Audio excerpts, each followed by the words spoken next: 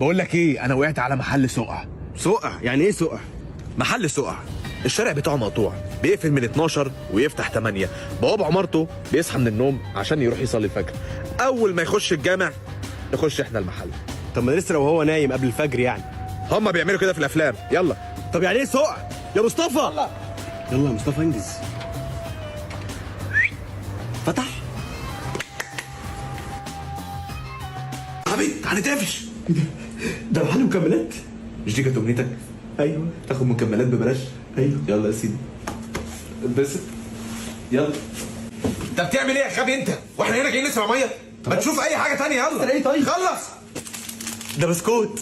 طب اقول لك ايه، واحد شاي بلبن بقى ونسقسق واحنا بنسرق. سكرك ايه؟ ايوه بقى يا صاصه.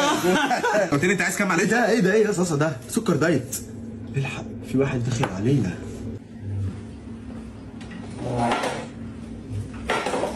ده شكله زبون، ده هنعمل معاه يا صاصه.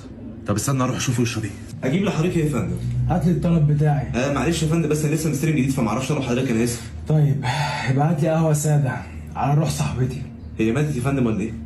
لا سيبنا بعض. وبعدين يا اسطى ده عايز قهوه وانا ما بعرفش اعمل قهوه. انت بتعرف تعمل قهوه؟ لا انا بعرف اقعد على القهوه بس.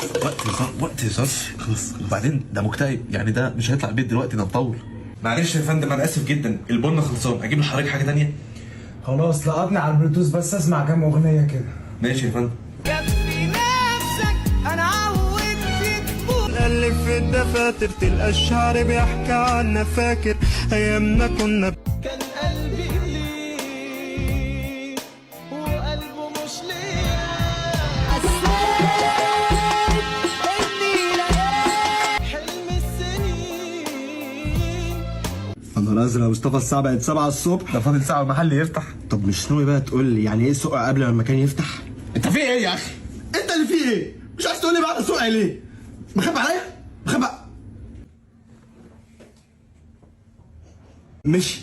طب يلا يلا حبيبي بسرعه، مفيش وقت فاضل ساعه. يلا يلا. ايه يا حبيبتي؟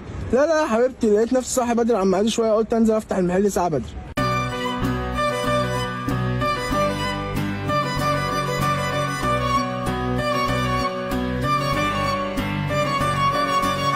انت ايه اللي انت شايله ده؟ يلا. اجيب لحضرتك ايه يا فندم؟ والله كنت حابب اطلب البوليس.